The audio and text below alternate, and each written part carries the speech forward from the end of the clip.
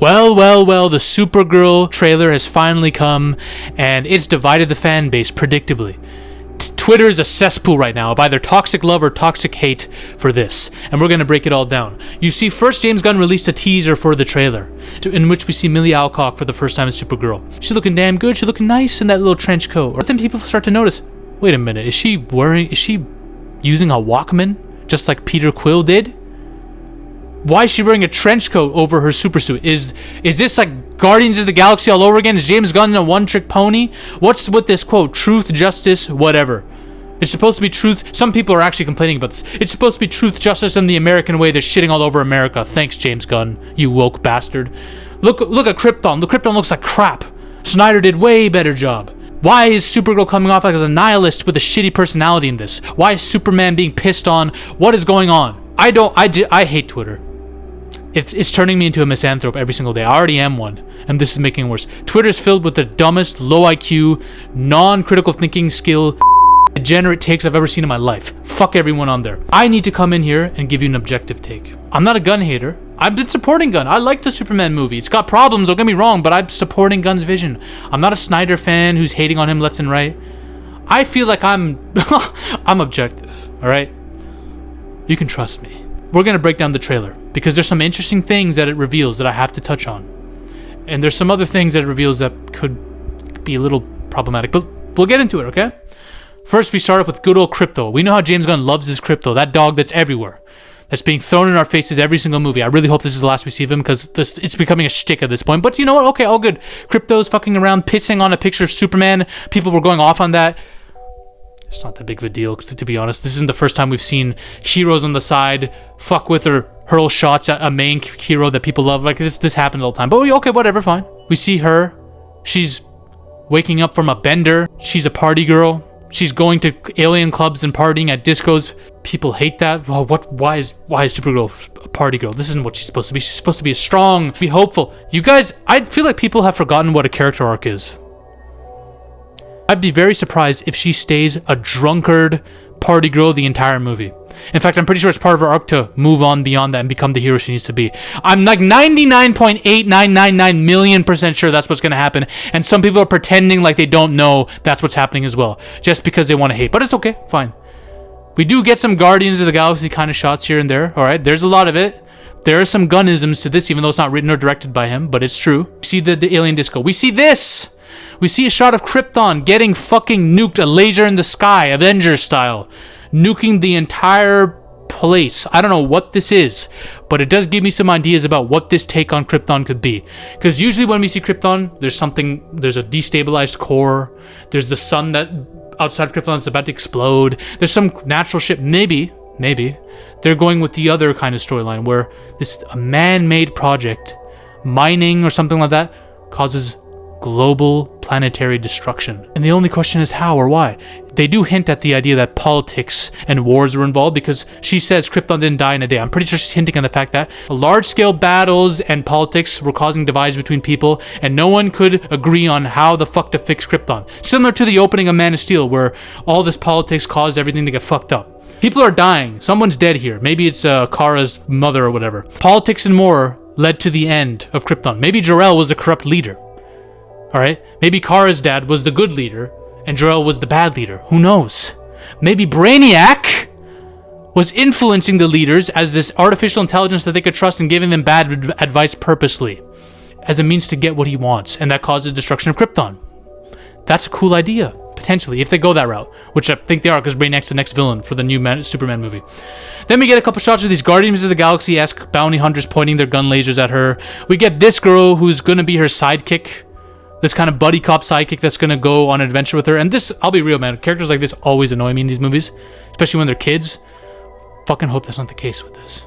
I really hope, because it's giving me vibes of another movie that I'm going to mention. Now, apparently, Kara is going to be on the hunt for this bounty hunter psychopath named Krem, who was like this crazy dude in the comic books. And maybe he killed someone. Apparently he tries to shoot Krypto in the comics, so maybe that's why she's hunting him, capturing a lot of people, and she needs to stop him. We see a couple cool shots of her laser eyes. We see this dude, the other bounty hunter that we need to worry about, the main antagonist, I think, of this film, Lobo, played by Jason Momoa. Look at that, motherfucker. That's what I'm talking about. This is who he always should have been. Don't get me wrong. I'm actually really glad that Zack Snyder casted him as Aquaman, because I'm a fan of Jason Momoa's Aquaman, even though the movies weren't that great. But this is who he was born to play when it comes to DC or Marvel. Lobo. He's one of my favorite characters ever. He's funny as hell too. That's the one thing. I know that they're gonna lean into his bad attitude, but also his comedy, because you know Jason Momoa can play a funny villain. He already has before. So I'm very excited, but I really want to see how brutal he is too. And you're not gonna see much of it in a PG-13 film, I get it, but I'm just really excited to see Lobo. See a couple cool shots of her flying in the sky, and then she talks about the difference between her and Superman. He sees the good in everyone, and she sees the truth. This shot does remind me of CW a little bit, I'm gonna be honest. But anyways, a lot of people hate this quote because, one, they're like, oh, why is she so nihilist? Why is she so pathetic? She's so millennial, or whatever the hell they're saying on the fucking Twitter. Why are they shitting on Superman, trying to make her more badass? People don't understand. This quote is said early in the movie. She grew up in Krypton, where everything went to shit because of the way people were. That caused the destruction of the world. She's got trauma from that. She doesn't have any hope in people like Superman does. This movie's about her getting to that point, getting to the point where she can see the light. That's where this shot comes in. Instead of her wearing the trench coat throughout the film, she takes it off and reveals the superhero underneath. That's what it means. I don't understand how people don't figure out in their heads. They don't put two and two together and figure out that's what's happening. That they don't believe in a character arc. They don't think. I think people are purposely being bad faith and rage baiting all over the internet, and this is why I'm off Twitter. Or I have to stay though, because I think I'm gonna rage bait people myself, even though I don't want to do it. I think I'm done. I'm done with humanity. I'm like her in the first half of this film. We had a couple shots of her fighting people, and then we see the end credits. No, James Gunn did not write or direct this, but it still looks like a James Gunn-esque film. Now, you must be asking, Zaffy, what do you think of the trailer? Honestly, you think it looks good? What's happening here? Well, guys, look, I'm not one of these negative gun haters. I'm not an anti-woke person. You know, I try to keep things positive on here, okay? I do. But I would be remiss if I wasn't being honest. Because before anything, I am an honest guy. I tell you what I think. That's why you watch me, I think. Most of you, anyways. I like Millie Alcock as Kara. A lot of people don't. I do. I think she's a great casting for this. I love Jason Momoa's Lobo. This is who he was born to play. This trailer does give me Birds of Prey vibes. And I'm not saying it's going to be as bad as Birds of Prey. You need to understand what I'm thinking. People don't have critical thinking skills. I understand. I'm going to say very slowly for you. Harley Quinn being this crazed out chick who is going dancing, going clubbing, going through her shit, the trauma that she has. And then she befriends a little kid and decides to turncoat and help her and be kind of an anti-hero. The humor, the vibe of it, the direction, it's giving me Birds of Prey vibes. That's what Supergirl is giving me.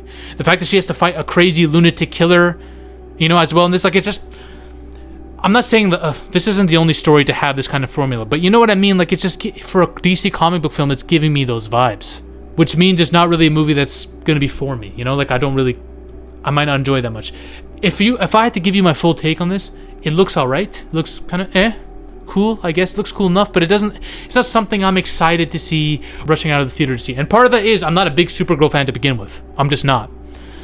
But the movie didn't do anything to bring me there, you know, as other trailers could have. If my friends are watching and they have tickets and they're like, you want to go, then I'll go with them. To be clear, I'm going to watch this film anyways because I'm a movie channel. I have to, but that's my feeling on it. This is not like a Predator Badlands feel. That doesn't count because I love Predator, so that's maybe not the best comparison. But it's not like, not rushing to watch this like I was with Fantastic Four, Superman. This is more like Thunderbolts, where I wasn't really impressed by the trailers at all. I didn't really care. I just went because my friends were like, yo, we're gonna watch this. You wanna watch? And I was like, okay, sure. And I like Thunderbolts a lot more than I was expecting to. I really do rate that movie.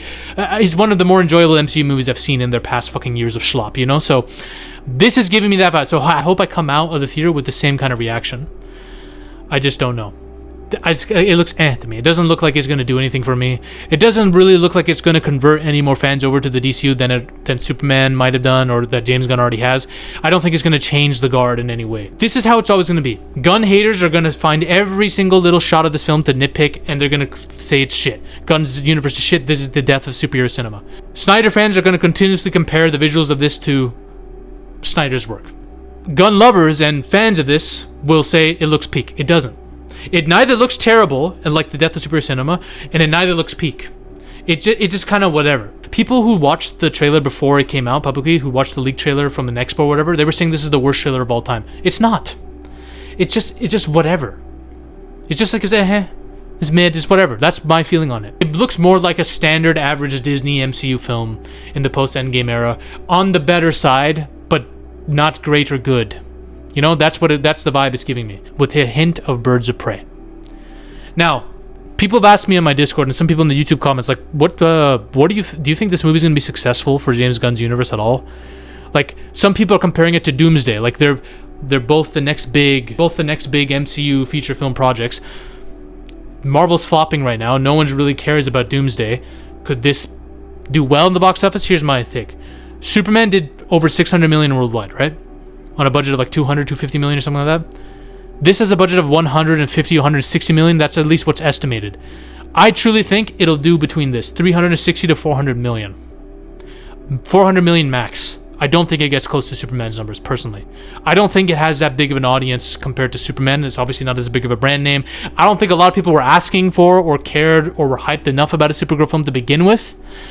I'd be very surprised if it went over 400 million. Very surprised. I think it'll be floating between these numbers. It won't be a flop. It'll make its profit back and then some. It just won't be an extraordinary, crazy success. I don't think there's enough fan demand and interest there for it to be that way. That's my thoughts. And people are saying this could outdo Avengers Doomsday. No, it won't. Not even fucking close. If you were to tell me what's more hyped, the Supergirl trailer or the Doomsday trailer, Doomsday by far. All they need to do in the Avengers Doomsday trailer to make 10 times the money that Supergirl will is to show Andrew Garfield and Steve Rogers. Show Andrew Garfield with the symbiote fighting Wolverine or some shit. Show Doctor Doom and Captain Hydra. Show Professor Xavier fighting Sentry while Spider-Man and Wolverine are uniting. That's it. That's all they have to do in an official trailer. Not even the teaser trailer. That's it. The hype for Doomsday may not be what it was for Infinity War or Endgame or Civil War even. There's still enough there. The nostalgia is a cosmic entity at this point. If Avengers Doomsday flops, DC will overtake Marvel at that point. Bro, if Doomsday flops, you're fucked. Especially with like the Netflix and Paramount thing. By the way, I've heard Trump is no longer backing Paramount because he's annoyed with the media there. So that could change things. Who knows? I don't know what'll happen when Netflix takes over everything for Warner Brothers, if that deal goes through, but I don't think Supergirl will make that much. And I don't think it'll be a great enough film to bring in so many new fans to the Gunn's universe and re-inspire more hope in the Gunn's universe than there already was. I don't think there's going to be that much of a change personally. But those are my thoughts just from the initial trailer and the initial fan hype. Alright?